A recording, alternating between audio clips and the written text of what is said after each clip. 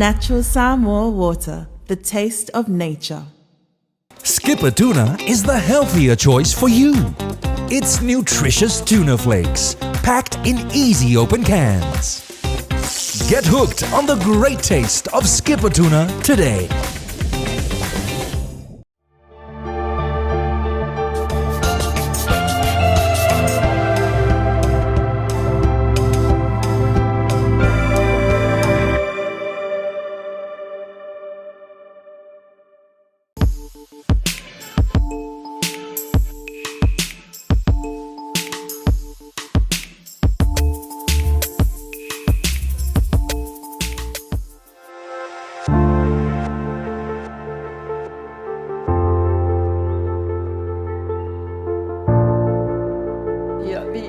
For Auva'a, o tātou au lia mai lenei tae au ma lenei Aso Tofi.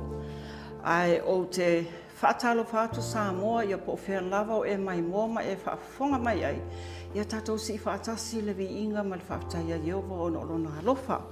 Ai o le whaapoponga lenei o le tātou Polokalame masani vai aso uma o le Lavasiga.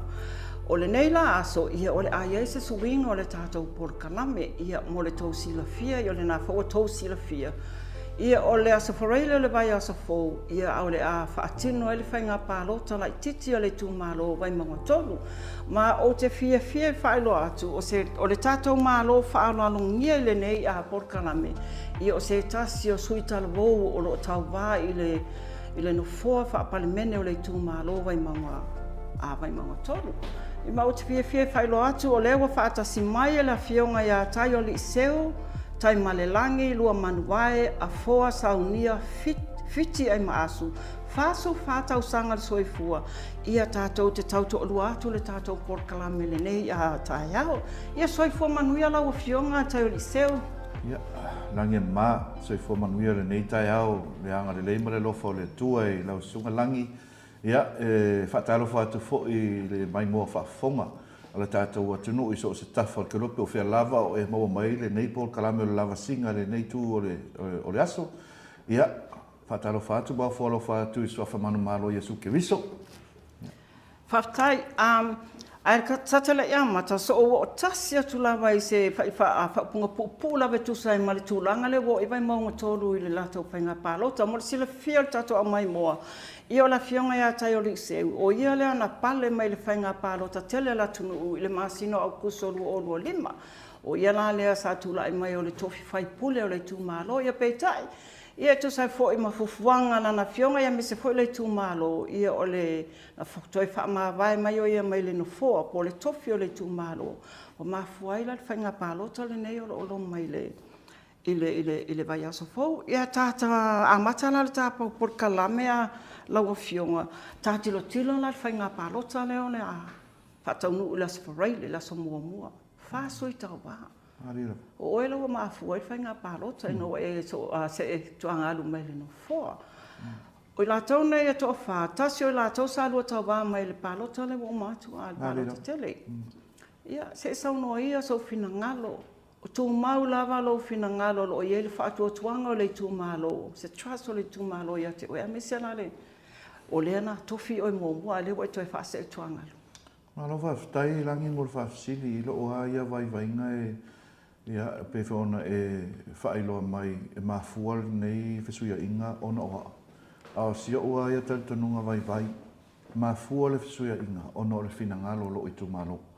O lo oa ia wa ai ia le tofi whawhai pule, a mata mea pe ona whailoa fo i te sawalinga le tausanga o tuanai. O le tofi whai pule le o se tofi moa o malo ainga. E le whai to atasia se whai unga i ni tūranga te tele whape nei. O lo whaase tua ngaluai la ma lo sa ilia fo i la Auva'a e suia. Ina ia ma whai o toi ofit palmene. O se tali atu lea. Po o lo usitai lea. I le fina ngalo lo i tūmālo na whaalia. E ala mai mātou whelo inga mafia anga. Se fulu wha mātou consultations. Fono. Ia, na au wai fonotanga na usu ia nuu tai tasia sulfa le mafua mai le fai unga le nei mai I nei wheloa inga mafia onga tai tasi fatai ta inga ia lau ta ua pea ia nisi o afio anga langa o lai mori mau mai ia mai se fo ia isi to tele o leo te va ia tua I saunoanga na la lafo fo I lunga upen te whailangi whaasanga mai lo nei sui whapea e se tala pelo nofno fo ai ia e rei whai atu se tu malo ai o le mea ia mauti noa leanga o le wheloa inga Mataupu sa whapea ona la unga ai le tō wha ia whengai maari o le wheloa inga mangiangi sa saunoa manino mai fo I tai whono I le aso le whionga tai whono po tō wha ia Mataipuri ia o le wheloa inga tanunga manono ia sa la unga I fo I atoa mo fo I polu ia atoa Luis o le wheloa inga I utai wawala na wha tausi unga o le wheloa inga lea na saunoa mai le tamawhai au marolo man malo ia tifi makafi ia o lunga I malolo le leo te tāua na o nuu te tele ia sa toa tele wheloa inga o lunga I malolo le lei sa saunoa manino e fo I le a taua le sa whai masui o lea wheloa inga o le aunga e tasina mo mole mana la tō wha a se wha au tanga o lau whionga al whaipule I lea taini lau whionga al whaipule ma tau te whautua ina ma tu o lalo atu ia e lango I le whainga malo o tūlai mai ia au nā taini o lau te pūlou I le pūlou o le vanga whai pūlea ia tau tangata mai o lo ala ngona pe ona foi atua o te sa fa I mana fo nei o te anu malo o lo te tautua te anu malo o nga e tau muli le me o le lifa ia fina ngalo lo tu malo po fe lava le ia tu langa yang nga ele matangi o mea e le lifa ia mata oto ele to fa ia a lo tu malo o ina tau no fa tino fai puli a wa lo una ia tanto nunga no fo le o na o se mea fa ngalu nga tu lo wa le mai tau mai langa o lea sa unoa nisi o le o tuku mawala loina le mamalu no foa a lo uta tonunga o le no foa o se au auna o se fa o ia o se fofonga po ia o se mea fainga ruenga a le tu malo e fofonga ina o lato fina ngalo po se lava mea nga iai mai o le tulanga nai na ia manino ia fa fofonga mea tato tu malo le ia le tu la ia tai li seu faisa na loto o mea e peo na uto whetalai mo tau sau noa mai. Paulo rea wala o te titilo iai. E mawhai ana whaatino ina lau tau whina ngalo na whaai loa I tātou whailo inga na whai. Ia, male nganga whaaloaloa lang. Mai lo whaafitai lewa e tā ua o le whōlawa I o le whō au auna. Au auna atu le tū mālo ia mane atu no. Le whai mai tau atu lau a whaalinga. Ia ele oni tama e suafa nei ona e tā ua le langolango le na tu atu lau a whionga. I le tūlanga fo iei le ina oe whaase ese mai le vaenga leo le HRPP. Sa o iei whaapunga. Ia, a le foi o te tali tonu e le I whaingofia I le wanga samina e asa. O la fonga fo I wa tātou tilo ma e sila fo I lungo penga tapailang ia. E le ni tama I la fonga, e le ni la fonga la I te foi. Ai o le tūlanga le na la ngā fo I le nisi fo I o sui. Whaapea o le mafuaanga wa e alu e sei o lango le tū mālo, ono le tūlanga fo le tali tonunga. A I le tū mālo, whato a maua I whaia whamanuianga le tū mālo. Whape ia le whai mai lātou. E tu salawa pe te le alu ese, e te tau le alu ese foi. Ai maua le whamanuianga I ese pulaso fina ngalo le nā. Ia, o le na o matamata I le ata le sa tu ane I lunga e le si foi sui Tauva. Ia, o le afionga ia lautimu ia le ma te Tauva nei, o se uso fasino e te au tono o mātou a whiong e mangiang. A o lo tau tonunga, on paper, sa o le, on paper, o le theory, o le tali tonunga, it's an ideology. O le ideology na whatemokarasi, e te tau o na lau matasia o matangata uma. Lea sa ia tuufonga mai a lailana maulea. Pea na o whai atu, e sa o le lei on paper. O le mea nā le mana o mia le atunu atoa. A o le fasili. A tātou wa ai langa o lana whataita inga lena o mai. Se sila foi la I tu malo e le mas fultasi. La e tofu sia o mai tu malo e le tu whalo ane malo. That's a fact. Now, let me ask the question of sili foi la ia lea whaongala I tu malo e limas futasi ona e to sili lea. O aile se e mai tofi e wa aia poloketi ia. Ole tali, o sui ale vaenga whaupwhai o le tu malo. Ole malo. Ole malo, ole fast, le ona le poloketi. O loo la tali atu I tūlanga ia, e whaingo fie le sau noa I le idea. Ai ese le idea, ese le practice. Le pe ona tato mana mai. Awa tu foi la se si fataita inga la tamai. O le foi sa se e mai la fionga la tu ia la mato no foa ale Vaimauga tolu. I pa ingo tu nai. O le atala no le good governance. When we talk about good governance, len sai sa noa. Tata tala noa I me manino, e le ai ni fa nefu, e tau te tala noa foi la e le launga tasia. Le sai sa noa mai ia. O le fesili. I le tupe sa ia, I le mato I tu malo sa ia pu lea fo I le lona taimi o tu lai mai. Ai seale mena le launga tasia o mai, nuu umo le I tu malo, ini poloketi. O le fesili na le tu mai e tangata ora o I tu malo, mai tele o afia anga na usavalia, o le tala le ana lau manu ia mai ai. Fai mai, ia e o male nei taimi le ao se suo fo, ao se sapelu. O tala ia na tu sao mai ate au ila usavalinga le fai loa. Le fai loa atu. Ma Atonio ina fo ilena li lifa mai ia le lango tangata e pālota mo au nā taimi. Ona o tangata ia na fai tio le ai ma se lato mea na maua le whaasoa. A tatou iloa la le winga o lau tala le fai atu. A whiala na sau noa mai le good governance e mea ia te tauna tufa uma o le pūlenga le lei. Ai o so ia. Ai o so.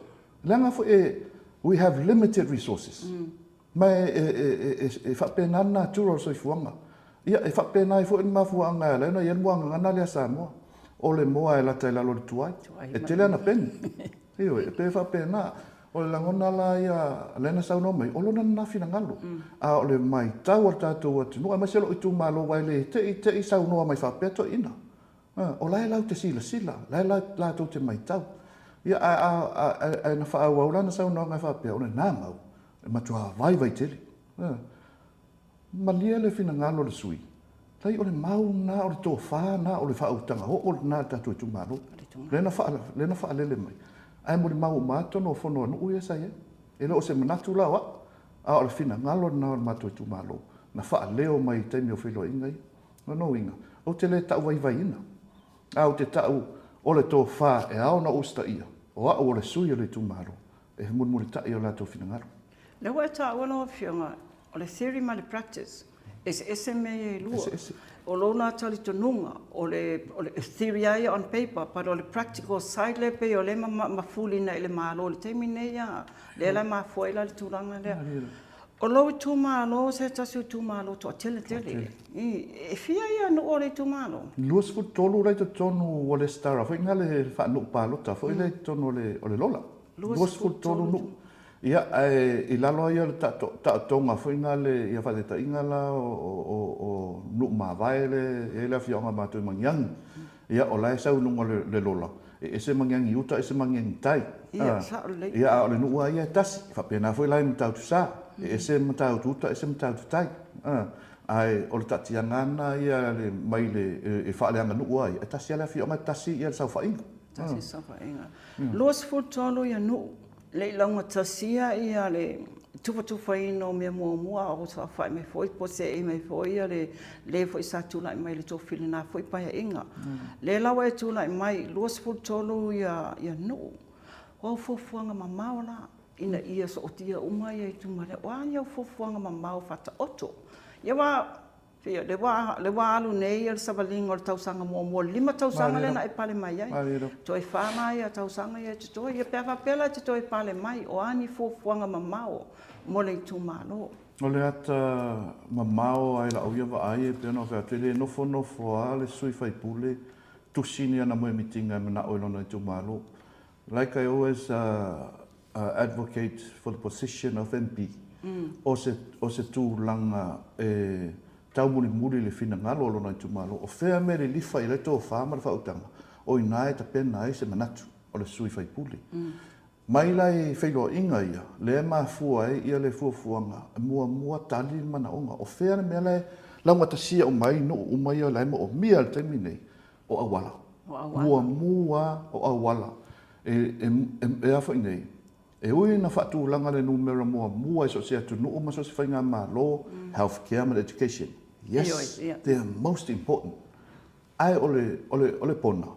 E le mawhai ona au mai tamai titi le alwe a onga. Pe a whai le matua le ngawhai ale awala le e kolosi mai. A whai whataita inga olo i Mataupu ula. A tawhia tāwhenga, e le mwhain sopo ia le vai nei alu ngai lalo i Mataupu ula. E le mwhai lana o onga tamiti. So, e ofo i lai lunga i malolo le lei. Ia whai whataita inga, a fia malolo le lei. E mo i lau le lei awala pongi saa. O isi la vaenga e tonti tilo awala i le lei, ma ia malama awala mo le wheo e tamiti. Leo toi tuk tātou te mea matau le walu. Ma e nai te si la fia o isi te mea tātou o le tausanga. Ma se leo tu lata fwele o ngatono le tausanga. E tā e leo no afa leo no lae pongi sa. A pōlenga mo tātou whāna witi. Ma se tono le area lea. E pongi sa e mamau e leini pasi. E leini pasi e servicinga i le to tele o le fase lau tangata le lunga i no fuanga ia. O le tiutela na e te tauna wha mua wa ai awala. E lau matasi e mai ai nunga i o i tiawi e tau ai Mataupu. E i awala ta loto e a mai te tonu i Mataupu. Pei o Mataupu uta Mataupu tai. E matua lenga whaia awala. Wha whiona access i le good health care. Pea wha pe oso wha fua se i se ngase o se si i to tono o wala ia pe o leo ne whataita inga. Ia e o wakuri taxi wa a kore kula o kau maa lua kore a wala lea. So, whawhiauna tātou tala noa le healthcare and education pia whai o le lea wala. So, loo na ia sini mua e tauna o titilo ye. Ma o tau ma whai i le menga tai. Ina i ma whai no whaatino o mua a wala. E ese mai vaenga ia. O le titilo i le vai. O lunga ia fia malo ma malolo le lei. O lai nisi vaenga o malolo le lei. O lai whaalango lango i tane vai. O me le so. Man to af ate ia o ia o isa valinga ina so va peta i le mana na yo mauta malau automata. Ai o lais, la o to le vai paipa le. Ele ai. O lai fala ngola mo te lo ai ngai tane vai.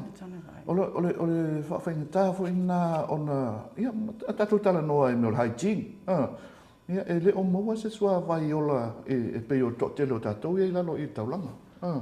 Mai mole tu ma loa i o Vaimauga o lo tafe le vai ma o lo fa ngao na ele e fai ma puna o fo ile e fa ngao ma sua vai apo ma sua vai mo fa ngao lau tele e lo vai nga tau ana fa to fisi o matanga to le tu ma lo ia ma fa tu ma lo o la tala tu na fo o to le ile ia tane vai te tele anga ile o so le vai lunga o la so fina ngalo e fufuanga ma le na fa o to ile tato dam project fo ile lunga i alawa awana e pesa tonu ina lo tu malo sa le langi o la wa fa nga solo ma wenga le a matal poloketi la lango la lo fionga i tu langa ne ia pe ona fa tu langa o lo ta ambilo le tu malo atoa le o mahala malama i mo mianga tangata e le mafai ona sa palai lunga i o pe ale lava se vai e pui ma o fausia ina foi la le o fatano pe ona fai loa mai le i fatano nga sa fai sa vai sui o matofi nga le fa solo mai fatano ma le vai nga le fatino ina poloketi i lalo le pulenga am tanga luenga o nga luenga tele malo la o lo fai loa mai ia le design o ta pena insinia ia fausanga au pito silio na manu ina ia awana ila matia so i fu tangata ia o vaenga la ia le titilo ye e ha nga mo le lau tele o le tu malo ia ha nga it's a multi purpose dam le ngata ina fa ITT LP so o tato power ia lava sa pala yo vai mo taulanga atoa o le mafuanga na le titilo o se ati na ile leimaunga wa na fa tu la i mai fo nei vaenga o la tu la i mai lau timbia temile o temiana na amata mai tan no nga ia poloketi le e whainga tauna talia le mawhau le tūlanga fo ile o lo tu malo le si tu malo tu taulanga. Ia a le whale tonu a wala tu e whale tonu le vai, a me seara le vai le tūlanga o le tonu mauta malawa o aina. O e se mai lai a wala te tele ia ma le swa vai. O ane si fufuanga ma mao sila ila o fionga. O o le tu malo e tele ma whanau nua i ona mna umianga. Ia, ona ese ia lau whanua. Pe whai lau tatu tala noa e alai, na le au le vai lunga i oi malo lo le mafia malo ona e whaisina maua lunga. Whai ngata mna umianga i pamu a fitele. E tu le ia sua vai lunga whatoa ho, ma whaina oi lunga i o. O lalo lai i a tōti munga ma mawhati mina te sila fia lang. E mawhata ta whenga. E toa mai umai ima a fia ia a fionga ia tutau le lata le talawhatai. Ia peo matau tu leo ne. Ia o lawa matauria le na whaile ngā luenga le al tātou mālo i le nāwai taimi. Le sa whausia atua ia talivai ia le vaisinganu. Ai le io o yuta. So o la whaawau o tātou nunga le, le la whaawau atua le vaengana. Ina ia marupui pui ai a inga ia lo a la lampapa au lungo le au vai. E le ngata la e le saunga le mu. Ia, a le mo mianga ia o le tumaro mātou langi te loa po le lua vai tōru pe siria tu foi. I le whainu mera lea. Ia tangata o no nofo i lungo whanua o mia sa loto, freehold. O le no inga, e tō fua tangata manana ia kua ta eka. Aua matua to atele le peona e sau noa ma e mo le mau. Matua to atele a population away, matua to atele a tangata. Ua o le toa inga situation whangale wa le eise whanua e whai eini si ati nai. A tātou tala noa nei la pe whanau whaaleo ina e lau launga e tono parmene i le nātau sanga tuana. A tātou tala noa nei ni ati nai e tau whaatoanga. E mana ia e whafonga mai tua. E si awhio anga la e lava tua mautam tua alawa. E tua ia i mo whatinonga ia whaatoanga o ato inga lafumanu vaenga. O i nei la e Vaimauga tolu. E lai te whanua e whai ei. E le mwhai ona tātou whapea, e te tō whai maumanga, e whai rafu manu. E le ini whanua o Vaimauga tolu, o le e le tautonunga. Ma whai ona tālo sanga i le mālo. Pei ai si whanua o lai awa noa le mālo. E whaina lisi mai mō mātou a whio anga ia mo o mia ni whanua ngā ruru e ai. O lisi vaenga e anga i elwa ai. Pei lau na whai atu e le ai ni whanua e tua i ai. Mō ni ngā ruenga, mani ati nae. E ma whaina tua iei ainga mo tau singa. E mana o mia ni ngā ruenga. Mana o mia ia lava ni ngā ruenga e whaatino. O te tono Vaimauga tolu le tele na nofo ia uma e whaunei. Te mahaliki ia ma wharetua ma tausi o la tau o mia pisinisi tele tono taulanga. Tele o la tau o nofo ia tono le ewe lea. Mata tua i papauta whaasoloa e tau lungai mālolo le. Hoi la tau la ia e le represent hea. So e tatau fo i la le sui whaipule. O nā mana ia uma la tau, ma la tau whi mana umianga. Ia tali atu o awa e ngā whaapisinisi ia. O te tala noa o ia o au whaipisinisi. Whaila o pisinisi ia o te mana malama fo i nisi o tu ngā, ma nisi o popolenga. Fo i nā le au whaipisinisi. Pea whaatula i mai lea vaenga. Le ale tūla whono whaula a whai. Ma e tatau ala o na iei le fsota inga lea. Ale whaipule o Vaimauga tolu. Ma i la tau lea le tono le area lea. E whaatula i po whani si au ala ma whaiona whaini maua ni ngā ruenga. O loo atatanunga, o loo i tu malo. E le aini au malanga fo ia ngā ruenga whawhaitami o whaia. O la tapenanga. Ina e mo e o le o anga i isi tu malo e au ala tu eile malanga i whafot o mātou tangata. Out the city, as amele fatu e ase au malanga ia ar Vaimauga tolu. Sa amele fatu e se training center. E train na koe uma ia tupulanga talavau o lewa i uma lea onga. Ma ina ma whai ana tā pena mo le tūlanga tau whawhainga runga ina. Ia train me kau skills, onga. Ia ready mo le employment sector. Wau isi o plans uma ia le peona FC nia po ani fufuanga roro mau. O vaenga uma ia le tā pena iai. Mo le soani tu le tu malo. Malo sa no mana ia vai ngai wa sa no ia o fo le na tau tu malo om tanga benga wa onga. Le na tau ia o le tu langa le o le tala no. Fe so tai matanga ta itasi le nga to no a fa pena tanga ta itasi le fo la wa e fo tu langa le o le training center ma me fa pena. Ma na le wa ma le training center. O nisi o fio anga lo tu malo lo tele ia o so whainga fo i le whana o whasaina. Ia ana na fi fo ia po le o le aso asolua.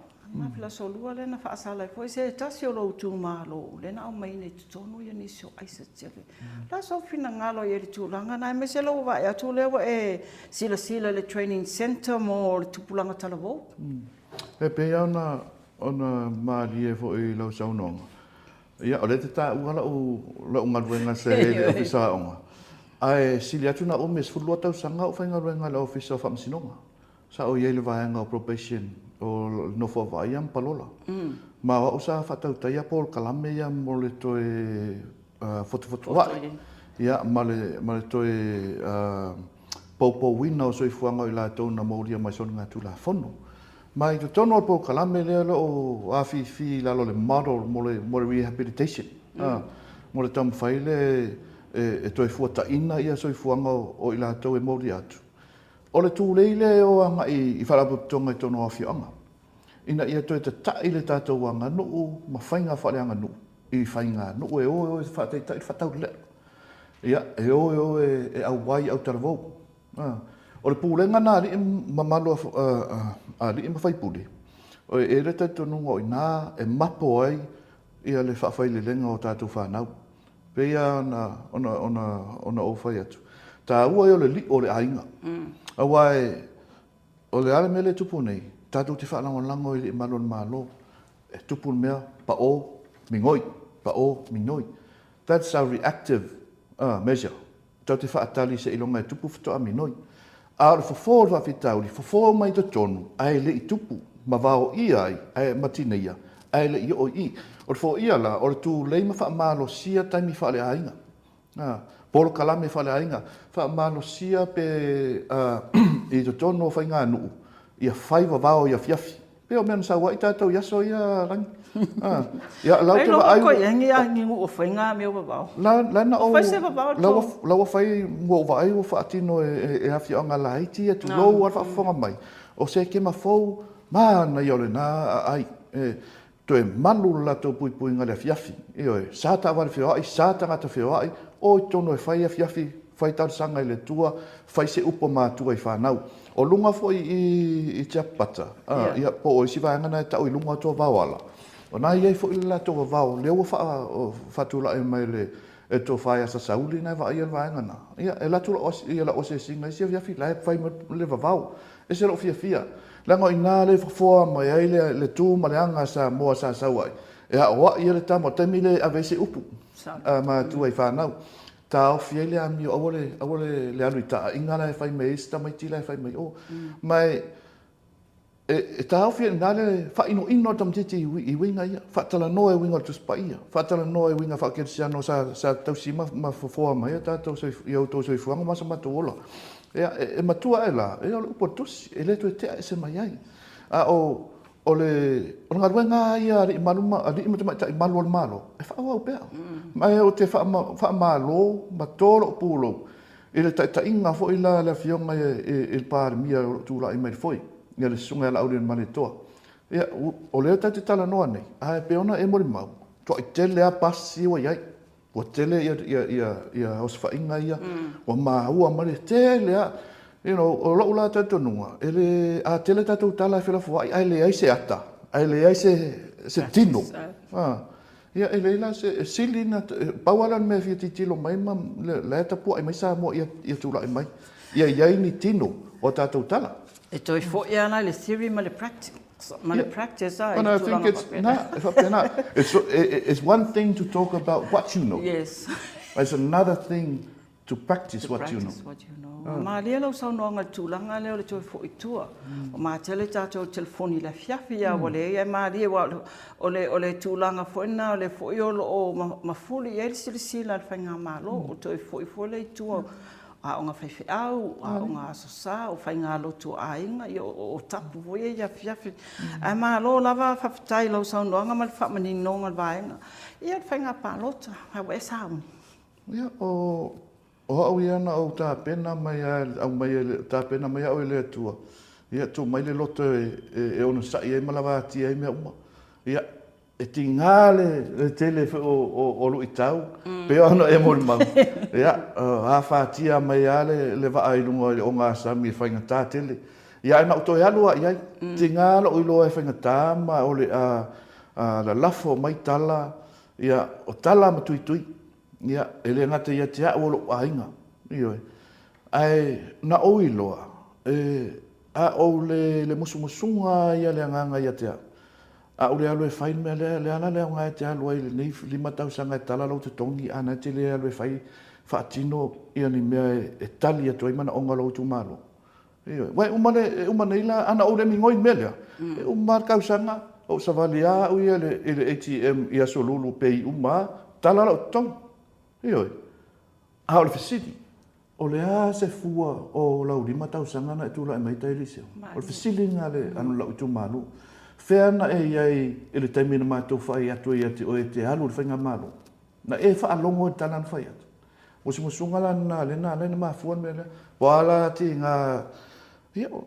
talia ia io ko pa ku ranga o me muli mai le wai sound na o loa lang I foresaw I managed to see what will come after na o loa me la sau o le ama tua fitoso e ma fe la fwa I fa matalanga fe so wa ia lo nei tanga tamalo ainga pe ia me fo mo le si palo tam te ele ia ele se tala tu lo ata tala marea a tu I ngana la tamai ele I mau ia tu manu la tausanga ia o le I to le manava ia le uta tu yo aisia o te lo taimi fitawina a fai se swinga mo le lo tu malu terminei o le lava nei tausanga ia e fa tino e lo o nanga ma ia fa tamo fai me mana o mia lo tu malu malo sa no la wa fionga o le wala malama fai o ta Polokalame ai o le ava none tu watu la fionga ia foi ni o famanianga ia po sa talo sanga po atu tu malo ia o lo taimi nei a fa tai ia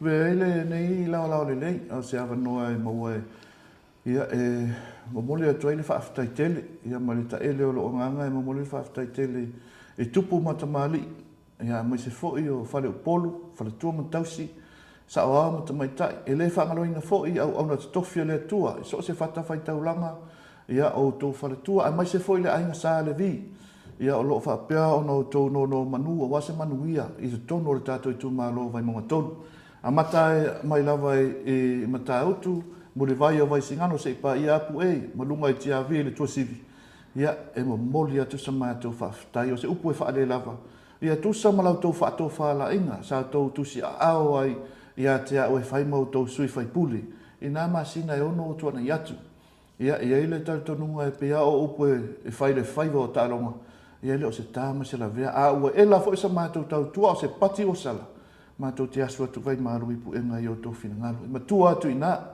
ia te talo atu lau to au ona a wala tatu sa valinga o lo te toe mo le nei pa inga tu mai lau to fatu tuanga o le peona tau talatala pipi atu fo I ngā ruenga o fatino o pine o le nau ma le tama whaina ia ati na e matu lai I se tūlanga le tato I tu malo ia lafa mai alo fatu tuanga o leo ia ile lango sua ia ale fionga ia laule male toa mai se tato whainga malo mo nei sui a manuia ma le tato whainga palota o whainga o fia me uma mo tato ia alo whangia le tua ia whaiva matiu te lo tofi ai ia manuia o tato I tu malo ia mai lava e mama se tele se ia pa ia alfa na witi ia malanga nga fa no fa tai tele langi fa tai mole ava no wa ta fsil fa e fo le Lavasiga ia ele nei aso ia fa manu ia pele tua tu sai male fa tinonga fa o tiu te vala awina ai malanga nga fa ro ia e mole tol fa tai Polokalame lo wa fionga tai lu se tu sai fo male talio se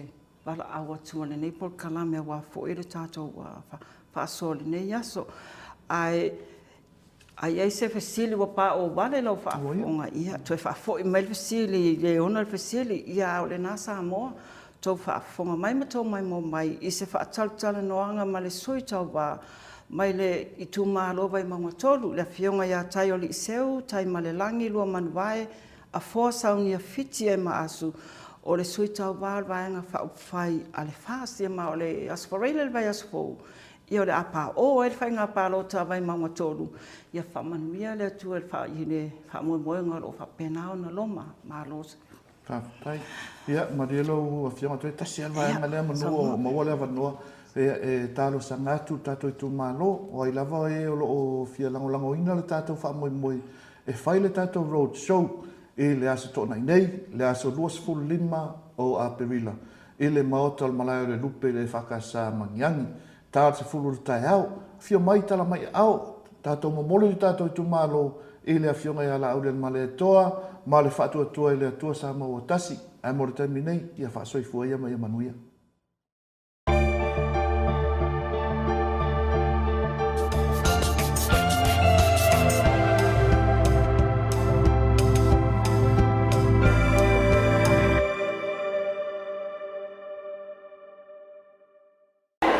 Natural samba water, your only water.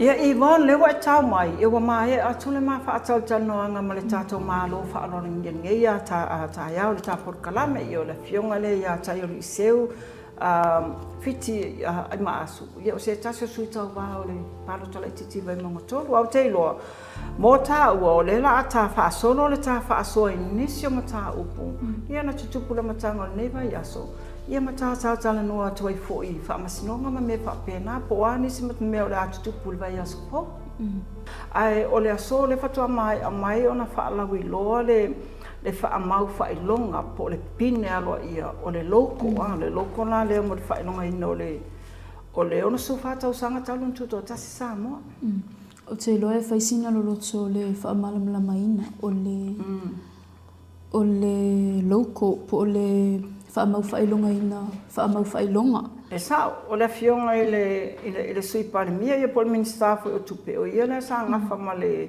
fa ala ulo na ida so o ia le lana ia ta o ai e se fulu tasi la to sa Tauva ino muso sa matau ia fo sa fa sa longa fo ile le mtanga luenga le al pale mia ia fa Tauvanga fa ingo vai e to su tasi la to le sa fa ia Tauvanga mai le se fulu tasi la le ia o lewa manu malo ile to su fa tau sanga mai fa tu sa le mo mauto ali o ia la leo Jack Olaf Lafoai ma le ila le o lo nga lue nei le company fo le science studio vai tele mana or ava no fa tal no fo ima ma le sengo Tusitala mana ia ta ua i no ia lava to mai o le tusiata ma le design ma me ia me uma na mo mai o le company o lo fainga ngai ai o le tulanga lava ia o le pine po le loko ia na mai o io lava na fa malau mai la na fionga ia le tulanga fo ile le o le mafua anga o le pine le iai o le ono su fa tau sanga ia o le lava lanu fo le tanga vai sa mo lan pa e lanu mo lan moana ia la mata tu tonu pe la le ato le to o le tānoa o le putau mawhaava ia ma le foe. Ia na whaalawi lo ma mai fola mafua anga na mafua i ona tuu whapena ia vaenga ia ua whaanga solo iei ia le tātou pine. Ai pe ona e tā ua e mana ia le tāta le tā anga i atu le video. Le na ia le sauno anga le pāne a le fionga i le sui pāne mia. O le theme la le na mai le loko na le whaapeo Samoa ua tasi.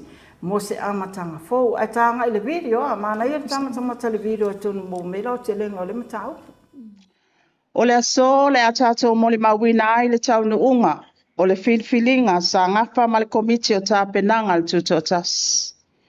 Mo se whailonga ma se sini au tu e au iai le whamanatuina o le ono sifu whātau sanga o le tātou tutotasi i le tau sanga le nei.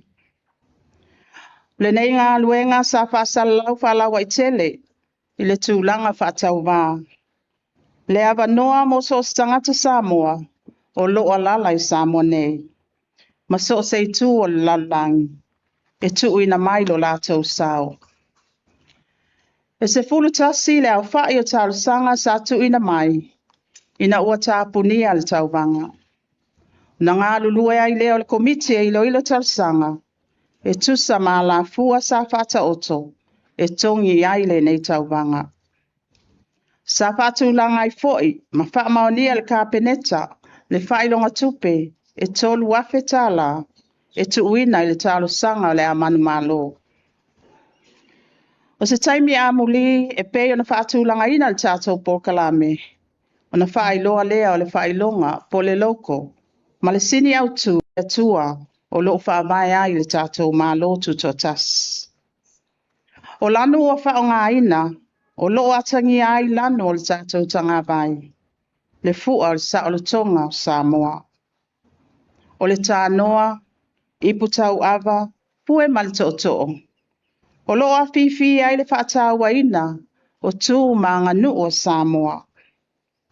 O mamanu o loo whaonga ina i te tono numera ono ma le numera wha. O loo atangi ai whaatufunganga, ma to mai ese Samoa. O na whaiva alofia au, e tūlanga ese ai si o tātou watunu. O wala au tū ia, o loo mamanu ina ai le whailonga, ma taunu uai le filfilinga o le sini au tū, mo le whaamanatuina o le onos fulwhātau sanga, o le tātou mālo tūtotasi, e whapea, Samoa, Uatasi, Mose amatanga fōu. O le wholaunga Samoa, e afua mai le awhi iwa se la onos fulmalua, e iai le taltonunga, ana tātou le wholau, ma le whātua tua i le atua, ma la lafo uma o tātou whaamoemoenga ia te ia, e whaatonu wholau mai, tātou te le aulia lo tātou onos fulwhātau sanga. O le tātou wholaunga foi, e whaawau le lumana. Tātou tā ofi whatas, ua na o le atua tātou te whātua tuaina, na te taita ia, Samoa, malona malo, i le manuia, ma le saonga le mō. Pei tai, e maupopo, ma mapo le tātou whaamoemoe, pe ao tātou whi oe ai. Ma ngā lulu e whatas, mo le manuia o Samoa. O le moe fōu, o se amatanga fōu, tātou te la lafo lava i le atua, o ia na te whaapale pale mai. O le sui ua manu mālo i le tauvanga, o se tama whanau o Samoa. O lo onofo, manga lua i Samoa nei. Le sisunga ia Jack Olaf Lafua.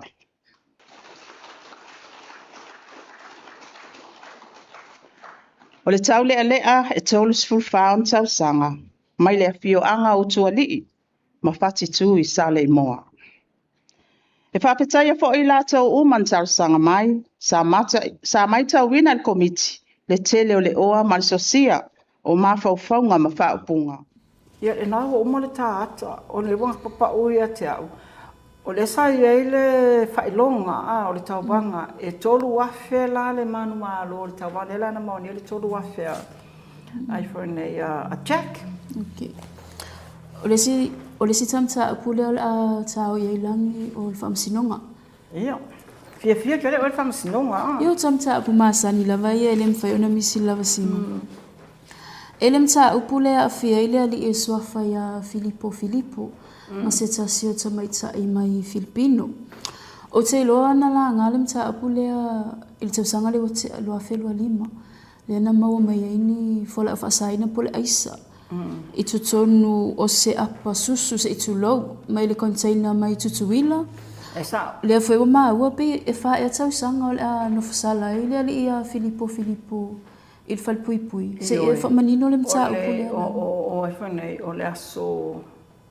La solua ana la solua le na o mai le fai unga le Faamasinoga mawalunga la fionga ya le utele mata to atanga loa ile mata opula nei ai sa o le masino November mata le foi le wa ye tato kama masingi fo e scan ai me ya ka koa ia na masalo mi ai la se tama consignment o mai tonu o fanga solo tonu i o masalo mi anga la na mafua ona tatana e la fanga wenga tanga no office of duty ia le pusala le na mai ia mamau e tonu Yvonne iwa sifuru iwa kalama le mamafa. Tuso le o se mepi to te lele wa maua mai i smaking whapapene.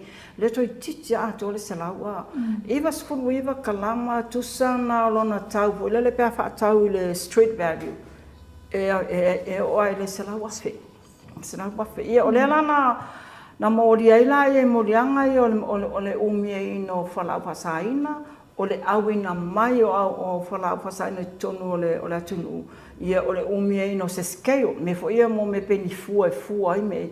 Ia ma le mela le paipa. Le lana mo tusala o waanga ia wha lena mori ai. O an le lana tuma ia nafi le whaiunga le Faamasinoga.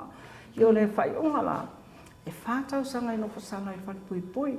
Ia le itu ina mai le whaiunga. Ia na mua e sau noa ia le lo ia sa tūla i mo le ali. Matana sanga ai.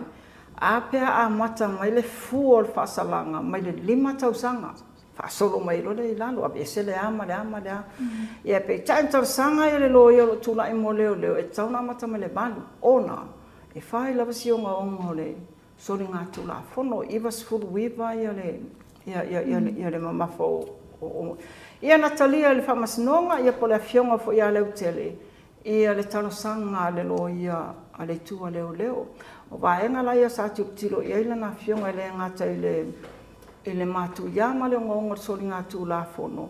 Ia o le mai Tauva te foi. Na o le ngia le li Faamasinoga. Ona o le na whaila na tala i le Faamasinoga. O mea ia na ia au mai tutuila, mai Amerika Samoa.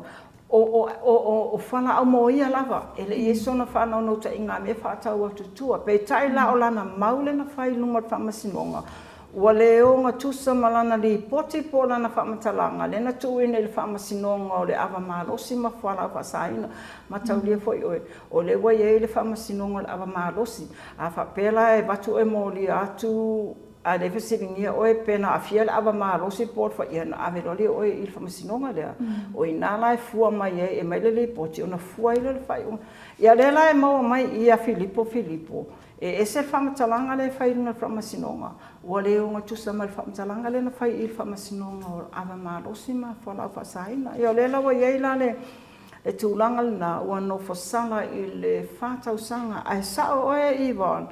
O le Mataupu nei na mōli e whātasi mai e ma se matamaita i Filipino. Vei taila e o mai le ananafi po le aso. E le o māua po le ala tūlanga wo o iei le Filipino na po mōlia. Po tālia sana Faamasinoga. E le o mautinoa lai le temine se i vanga nā ai la Filipo. Ia o anafi lava na amatai o na tuli lana whātausanga i tānu malala. E le anga le mea e se fu il tupe vave a langi. Fu al fio tangata e whaatino le aso tu la fono. Io tupe vave to e tupe palpala. Ia pēr tu isi stūlanga whapena. O le sitam Mataupu o le tumalo whale alitasi. E ini suinga po o se talalata mai e whatsau le Mataupu o le tumalo whale alitasi langi. Peila a kele fu ia whale alitasi Faamasinoga. Na toi wala au whale Mataupu le lumo le fionga ia nei atau le Sir Darrell Clark i le aso lua an mafi lea. Na mawhalala mataulia la o le toi wala au wina le Mataupu an mafi. Se ia watu e pole a se whatonunga mai le loia sili. Mataulia le vai aso le tātala nua i o malanga le loia sili ia. I o le la ua whamaoni atu e le sui o lo ofisa o loia sili an nafi. Ua omana tau whailoa inga, peitai, ona o le mamao mele i o le saina ia la fionga le loia sili. E whaingatai o ofisa o ta inga mai limited foi ia ofisa o ta inga foi lunga o le interneti, se tulou. O le tūlanga na lewa iai. O lewa tali mai le loia sili, e tau nuu mai nele vai aso fau.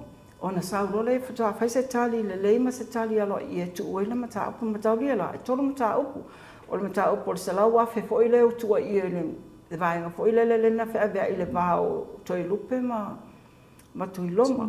O le se Mataupu o le o i lātou fo i o morianga o le leu se ta i o polo inga Faamasinoga, i lātou nei to 5 ono na matelo wa 5 tolu an mafia wa la mai wa 5 tolu ia man Mataupu lona tolu pe o fa ia o fa wa le official le lawyer sili ona tau aveina la Mataupu ia lua ona mataulia foi o Yvonne o le wa ia le tapu mai lunga o le Faamasinoga mawalunga e le toi a fia ia le officer lawyer sili le Mataupu le loma nei le toi ilo ino le fai unga le Faamasinoga whainga pālota i le solo ia i o le nofoa le tūmalo ia le lau whaatali nei pe on mea ta o undertake lama lai le lawyer sili Mataupu ia o mea umala nei o le lawa i le manatu o le Faamasino sa ngā Mataupu na fi ua tala whiunga le toe tolo i le aso whareile le vai aso fau, aso ia aso fau i le whaipalota a Vaimauga tolu. A le lawa toe tolo i le Mataupu le nei, o le fo e malanga le loa i le Faamasino sili, i matau le Faamasino sili ma le fionga ia le atau ma le sao la, ua le sao whai i le Mataupu nei, ia ua manatu la ia na fionga ia le atau le sa ta atia lo Mataupu toe balau la so mua me, la whareile vai aso fau. Se taunu mai ala fionga i le Faamasino sili, ia ma le fionga i le loia sili. Ona o lo Tauva malanga, o mala ue whakore temine. Te loe paui o nisi o Mataupu te sele le Faamasinoga i le neva i aso? Ia, matau lea foi. O le Faamasinoga ia le malolo, e tele Mataupu o le Faamasinoga i aso uma, o tele Mataupu foe vatu, e le vatu a whaatulanga me whapena. A peo paui o nisi o Mataupu, o lawa maua wa watuama Mataupu nei sa tuli loa foi le tatou pasenga Tusitala a o le temine o lo whanga solo le ilo ina o le Mataupu o lo tua i foi se ali i leo sa leo i le whaia le o ni a mionga le tala whengai i a fia ima le molianga o le tosoteine se tulo ma o lo whanga solo la Mataupu na le temine ia lana e whaia si male alo Mataupu na whapena ia Atonio se mai whai unga tatala noa ila ia le Polokalame le Vaega Fofoga. O ele na whai matasui il fontanga ma le sui palimia le Vaega sole watea. Ia. Le afionga ia mulipola ana rosa. A se tasi o Mataupu sa ia langa o le whaatula fono ina o interest rates i lunga o loan mai whaletupela Haiti. Se e whamanino le Mataupu le alangi. E sao, o le whelo inga na fionga matau le whelo malanga le panemia. Ia o le sui panemia la leo lo tula i malipola te mineo. Ia la leo lo ngawhanga matatu whelo inga malasenga Tusitala. Ai o le Mataupu le waelanga. E le ilanga i lunga o le whanotanga ma Tusitala. Ai na maua le awanoa le tātou Polokalame. E toi wheloa i le fionga le minista ina ua mahe a wheloa inga ma Tusitala. Lela i le whaamanenonga le ona e sao le ana whesili le teime le wheloa inga. I le tūlanga o le atunga lunga foi o amai le IMF. I e whapena foi le vaenga lo angai le malo. I suinga. O le lana alaina whesili la fionga le minista o tope pia po le sui panemia. I suinga nei po ane suinga. Ia sa general tala noa lana fionga. I Mataupu me masani ai o swing o tulafono. Ai le manino mai mama oti mai po a tonu vaenga. Pe o mafuanga na laina toi tuli tonu no ofisa. Ia le lang manino mai ai. O se tasio swing o sila ia le fale tupe tonu. O le tatau lea ona ia se tulafono regulator ila ia tului la nei lungo long pono longa tupe tangata. Ele o afia ia fale tupe tele pe o banks. Vauwa fale tupe lo afia, o fale tupe foi a microfinance institution. Tai pe o mea tau te iei nele tau te o solo tau te no mai tupe isi. O lela iei le teimi nei, na o fale tupe, o lo iei le tūla fono, wha tūla fono ina ia interest rates, regulator interest rates. A o fale tupe nei, ele e pūle a fale tupe ia po lea po la tau turui. E le tutusa foi, o le si fale lono o 10%, o le si fale lono o fitu, o le si fale lono o ilunga. E whainga tāla i ono tuli loa tuainga mea, lela i manatu o le pūle ngale malo, o tatau ona whaise whai a inga tūlanga lea. O le si vaenga lo sila fo i aia, le swinga le tūlafono. O le teimi nei Yvonne, o board members lai te tonu o le whale tupe. Se ilonga e maliu fatua uma, e for life, ian lato membership i tono le board. Fa atusa la isi board o isi maktanga luenga, ngata e tolu tau sanga sui, tolu tau sanga. Pei tai la o fale tupe, e lei e tu oti se tu lo, ia lato board members. Tu ifa foi la ia le tofinga o le kovana o le fale tupe tutu tonu. O ia le kovana, a o ia foi e toi tai fono pe chairperson i le board, o le nana le fesilingi, le confiliti la le po le conflict of interest, o le kovana, o ia le kovana, ai toi tai fono i le sofa inga le committee fa foi po le board la le vaenga. O swinga la nei pena sau noa le pena sau noa i le fionga i le sui pale mia. Ele ni me fta fa ya nafi. O mea lava nei no mai lo le vaenga fa fa le fasi le o lo tasi. O mea nei sa ta pena iai. Io se tasi o nei vaenga. Io matou mana tua ta to se tonu le lisi foi le uli po le blacklist Europa. O le si maenga na sa tilo i le lawa mai ona fatino le lana pasia ne ya January le maenga na pasia wo ave ese tatou mai la fo ne mai le lisi ona o tasel na ta o sala ve tonu swinga ne mai le ni swinga fo o le finangalo fo la na fionga so se fanga ma lo la ve tu lai mai e ya na to le ya po le malo si anga e fa vai ya tu la fo pe sui eni tula fono fo pe toi amenda eni si tula fono ina ia onga tusa ma le taimi la nei le la ele process le fanga solo nei ele CPS o le tusi foi le te sau no le tusi mai IMF ia na sau no langa fionga ua fate ia le tusi mai ale IMF ile tulanga nei ele tusi ia pe tai o le ma ua foi mai si fa salonga o le tusi wale mana o mai ale fai swinga nei pe tai o le na sau no na fionga o swinga nei na mata mai le o lo atasi sa fa tino i lalo o temi na o tula i mai la fionga le sa fa pito pia mena o mi mata fa ia ma pale mie fo ele atuno ia la vaenga na pe ele fo swing o swinga fo ai fo le temi ta o ele na fionga e le temi e ta pa ia fa le tupe tut tonu ia fasosoani ia ma se opinion fo in mai ila IMF a petai o le wa vave ona a mai le tusi il IMF a le fanga solo ia felafo fo inga ma fa tala noanga o swinga nei ele ia se me o tano o le so no mul pola o ia lava le kovana tupe ai o le ale si vaenga le ese mai ila na fionga ia mul pola ese mai le ave o ia ma minister tupe o le kovana wa sa o na ela na sa no fa pe o ia le kovana o le IMF o le kovana o fale tupe fo le langi ma le kovana o le o fale tupe fo le o ATP e Asia Development Bank pe la o le tulanga le na Yvonne pe o fa winga ni si fa pe fo le pe o tau mo ai la fionga minister o fa winga ina fa pe o le e tangata no i tulanga ia ai le fai mai o ia le kovana ia susuenga tātou Polokalame na mauai ia o lai whamaonia lava le mauna o mai ana na fionga le mensa i lalo o le structure fo ile le IMF o sui awai o malama atunu ule te tonu le IMF o mensa tupe o mensa lau tupe o la tona e ka o kovana i te tonu o la tau atunu mo Samoa lava ia o le kovana o IMF o le kovana o fale tupe la langi ma le kovana o le ADP i o le fionga le minsta e sawaila o le fionga ya mulipola ai o le sui kovana po le alternate governor e le o le kovana la al CPS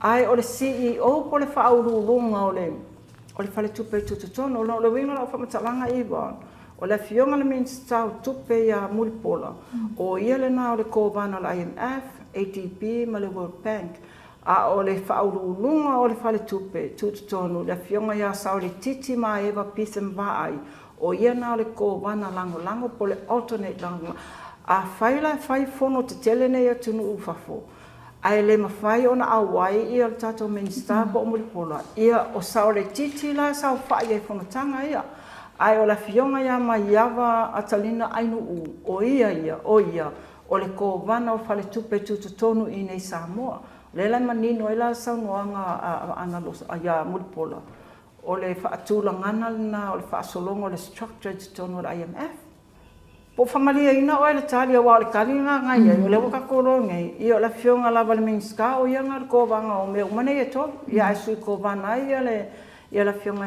ya saulititi ai manula po kalakalaka mai ia Yvonne o leo te mai tau watu e whiololo lava le sosoani ale ekalesia fo ile a mamona se tulo fo ia le suafa o le ekalesia I le tātou unit hoile le whale mai le ngā whamale whaia o se tulou o au whapipi o tātou ngase fōia. O le sa e awa atu iai, ia sauno ia po lale tūlanga le nā pe fia ni mena au mai.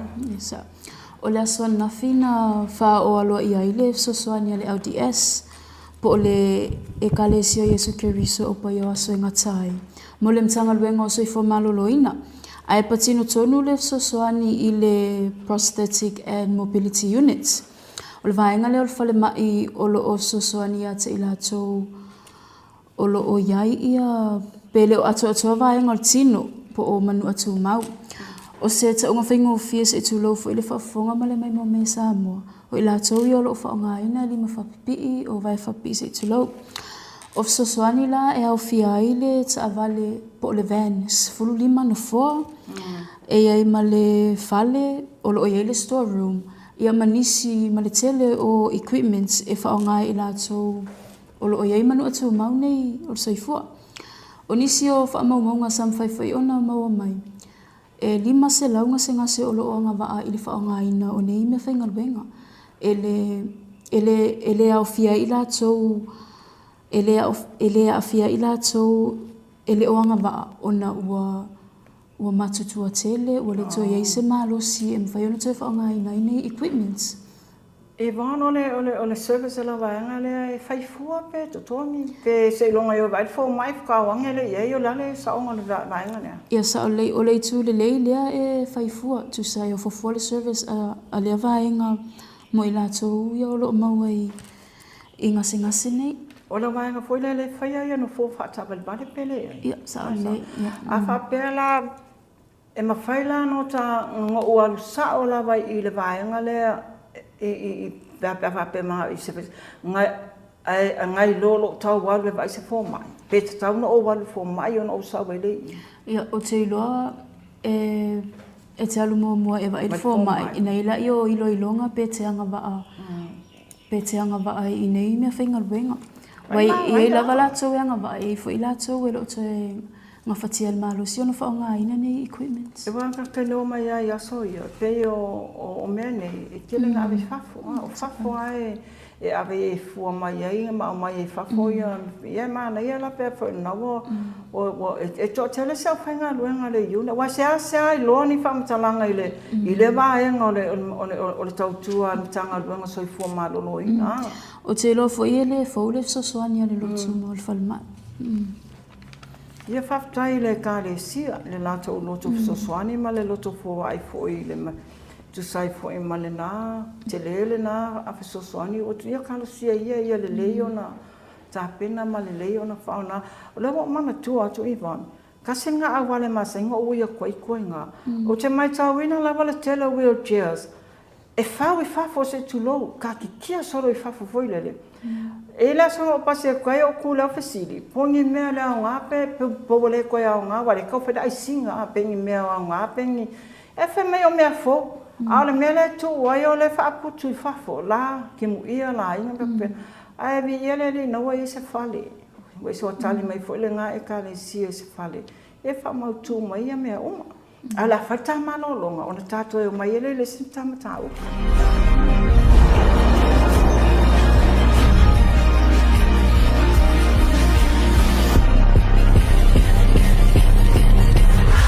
Natural Samoa water, the taste of nature. Skipper tuna is the healthier choice for you. It's nutritious tuna flakes, packed in easy open cans. Get hooked on the great taste of Skipper tuna today.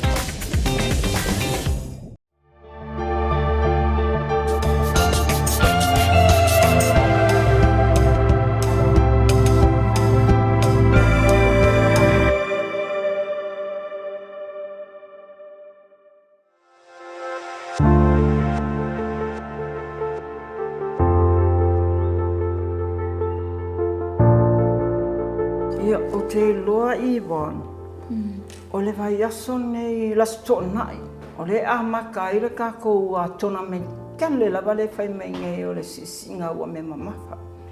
Ma le fula o te lo le tele se tātala i ono le foto a whai tai au le Aso Tofi o ilo tai au le Aso Tofi.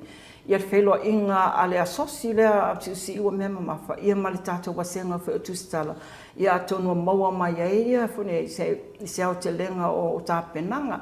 Ia ai le tātai lo le leilawa tasi le nei tālonga tele tātou pine maua mai ia. Ia le whauteva ai atu Yvonne ele mai fo le sawa tātou manusina le na malo mamao ia tonga na po. Ia male tātou au la kapia li ile se fai se tala wa o ngai ke le ia la kapi. Ia sa olangi o le au le al manusina le au tamaitai. Le ai le oritina malona lo tene le tsa alo fa tase ile au le. O yo le vaenga le fa pe le temi mo le wo fa tase ke manga. Ia sa o le tina la swa fa ya sui pa o raisa. Malona lo ya Marilyn Rose pa o raisa. O la kusa o le au mau ini usila a o la nui nei i Samoa e mai motele i Salafai o foi lalo ma le nu o sasina. Oi kai manga ia makongo sasina. O le tina o Maryland o le tamaita ia sui pa o raisa o se tangata wa ta alo faafia ile au le al manusina a mata mai loa festival valu. Sa avea fo e mataitai po o captain al manusina. Inisio ta amilusanga la kapi whaavau malo. Ele ngata fo ila i le tatu au al manusina la kapi. Ai o le si vaenga le au fusu. Manua kere se mala au fusu. O leo te loe toru ia ta alonga le tatu manusina. Le lana malo ana po ia tonga. Mamao le malo 5 ia aia. O le la loma le na tota alonga mafiti. Tu sana o ia au mai nga o ia malo mai nga le la fitau i le siampini. Yo tu langa le leina o tatou. Awa le foi pe wo yela se tatou a vanoa i le ipo le lalo langi pea. Ele wa ne te wo se awa le lopo le tamilo sanga le tau sa ili ia. E mana tua tu e tasita alonga le faitao. Ia le iloa le tala. Ia o le sivaenga o le au fusu Independent Boxing Samoa po le IPS. Le wa toe ta liu mai whanua alom whanau lea sa awaia tui lea ta amilusanga. Ta amilusanga fusu al Pasifika. Whapea mana tō whaia onga ia whaumuina tō aletai David. O le ta amilusanga lea sa whatinuina i Fiti, i Suva. Mana ia ta mwhainga le au, sa la tō au sia le 10 pine auro. Ma le 10 pine auro. Ma le 7 pine siliva. So e 10 whaatasi ia pine samwhai o na lato maua. Mana ia tama whainga tato au. O le tā Polokalame o le sisi ngā fua le sa tātala noa. O le te mai tau ina o le aso whareile le aso 10 O le whanga solo, le samari tele au ta alo oma la Samoa. Pe o le aso mua le o le whamlatulina o le sisi ngā fua. Le lopen ke ua maua ni tu pe wa matau lia foi le whai mai a maua pingi au lope maua se fia. Ia tatou tā lia wa o tasile nā vaenga tele foi le ia afitau i le leia lewa mai tau atu tele tatou au nau whamanuina mai ta alonga whaavau malo. O te iloa o le vaenga le atu le matai e Samoa i le vaiaso le amatanga le vaiaso nei ma le vaiaso e lua ia so. Ia o le taamilosanga le po le taubanga la le o le sisinga ua mea mamafa. Le o lo tali e wau talonga mua le lalangi lo whai mai nei. Le tali malo i la ia Samoa. Mai le se tamawhainga la ititi. So e tasi leo ta alonga o lo o alialinga i le ingo Samoa pe tu mati la i le tamawhainga Samoa. Ia le ngā au tamawhainga tamaitai. Wa tele ia tamaitai wa tūlai mai fo i tūlanga maua lulunga i mea. Patata inga le tātou tengo ele o ia le pine mua le Olimpika mo Samoa. Tūlanga pine silipa. Te loa o mai moa ma whaafonga mai fo i Samoa e me se la tō o lo fia po o lo e nau no ta inga ili ni ta alonga o fusu. Ia o lo avanoa le International Boxing Samoa po le IPS. Ia songa fua na ile Aso Tofi o lo whai ko le nina ma Polokalame. Mo vaiaso atoa la vaitua nei mato.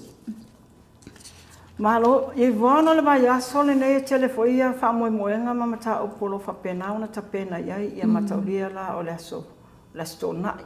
le lasa ne la solus ful lima e le ngata a mata le tamu sanga le o sisinga wa me mafa ia o le aso foi le masino Aperila tau sanga o mai failonga i foi famanatu ai la tau na mali liu le tau mo ma le tau lona lona lang le ansek ia o le foi la e tumu ne foi la lumo le wati tele la tau le ba bea o le aso nai tu langa fa pena foi le o le famanatu ina foi le na so manatu sa masani no tau look forward wa ya so manu if ele tatu aso malo loa ia ale foi la to link mai la ile tatu se Singapore yo le foi la wo ile tatu fa mo ila tau foi sa tau ba o sa tau tau mafanga manga le tatu finanga le tutu atasi ya pine fa maule la ave fa manatuina foi o la tau soifua ile aso se Singapore e wala tula le pine ia tau loa ne ole a muri ia esena Polokalame pe sa o sa noanga la na fionga pale miele na failing ile aso le fa mana le na fa ma fa ala wilo me vaenga le o pe o tato ma tele fa mana tulu me le a le anse ia ai le e pe fa tu na il fa mana tuino tato tu a sa tinga ina mai fola le asa ina o le ngatu na foi vai temi ia o tala feungala fa manatu le stona ina lusu lima ia fa manatu tatu tangata la solua uni la le fa tino ia le na vaenga io te lo Yvonne o tele tamata o pulene ia so ia le foi ia las forelo le tava ta so muli e to e wrap up le telo ta Polokalame mai vai aso atoa ia te lo o mai ta Polokalame le ia so ia le fa tu o to tonga na ta to Polokalame le ia le ne ya sa mo to fa fonga mai fo le tai au se pelo inga foi ma se tasio suita o va pa no ta Vaimauga to ia ma fai o to inisi foi me sa tupu le nei va yaso ira matanga le nei va yaso io se ngana o fa pena ona sala ia fa foi mai le au na ai to tulu tai mai le va yaso fo ile to so o mo le tato Polokalame o le Lavasiga soifua